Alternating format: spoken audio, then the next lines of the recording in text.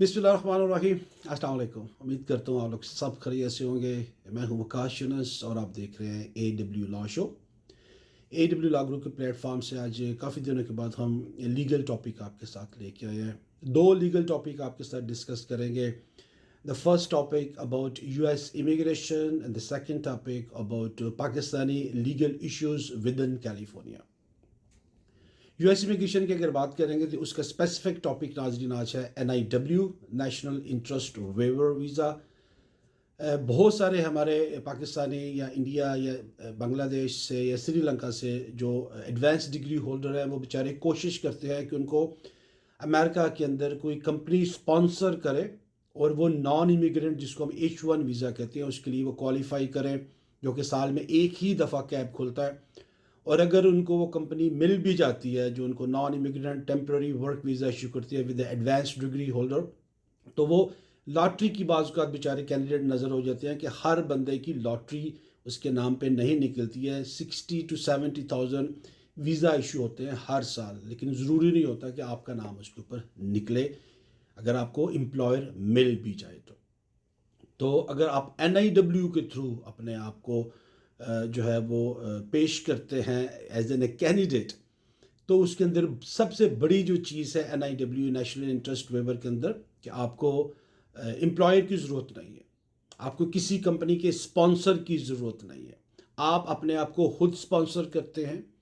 आपको किसी कंपनी से ये तरले मिनते करने की ज़रूरत नहीं होती है कि पाजी मनु तुसी जॉब दे दो और मैं अमेरिका में काम करना चाहता हूँ। दूसरी ये बात है कि NIW या नेशनल इंटरेस्ट वेवर वीज़ा जो है वो नॉन इमिग्रेंट वीज़ा नहीं है, वो इमिग्रेंट वीज़ा है। आपको डायरेक्ट ग्रीन कार्ड मिलता है।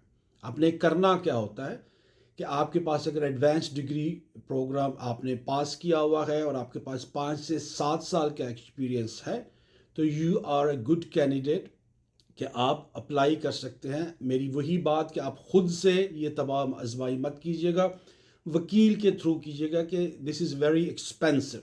आपकी वीज़ा फ़ीस भी होती है, आपकी अटॉर्नी कॉस्ट भी होती है, आपका टाइम भी होता है। तो इस सिलसिले में डिटेल जानने के लिए आपको करना क्या है, फ़ोन उठाना है और कॉल करनी है AW लॉ ग्रुप के अटॉर्नीज़ को। Number is 510-936-8211।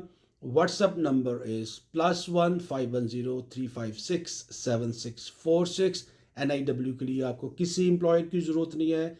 NIW के लिए आपको किसी स्पॉन्सरशिप की ज़रूरत नहीं है।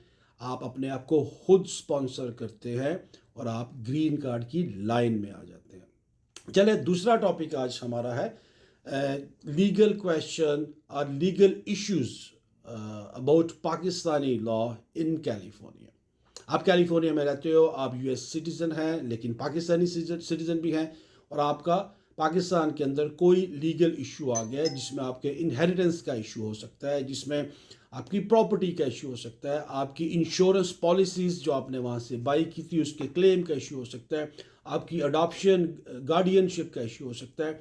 अगर आप पाकिस्तान के किसी बिजनेस पार्टनर के साथ बिजनेस करना चाह रहे हैं उसकी फॉर्मेशन का हो सकता है, टैक्स इशू हो सकता है, लेकिन आप वहाँ पे जा नहीं सकते हैं फॉर सम रीज़न। आप जॉब की वजह से नहीं जा सकते हो, आप बिजी हो, या you could able to find trustworthy attorney back home in Pakistan. आपको बिल्कुल भी जाने की ज़रूरत नहीं है। आप कैलिफोर्निया के अंदर पाकिस्तानी लीगल इश्यूज़ को एड्रेस कर सकते हैं through AW law group. I'm a Pakistani certified attorney from state bar of California. Pakistan के तमाम लीगल इश्यूज़ को हम विद इन कैलिफोर्निया एड्रेस कर सकते हैं, और नंबर वही है 510-936-8211, और हमारा व्हाट्सएप नंबर है वही नंबर पुराना +1 510-936-8211। आई एम सॉरी, ये तो ऑफिस का नंबर है।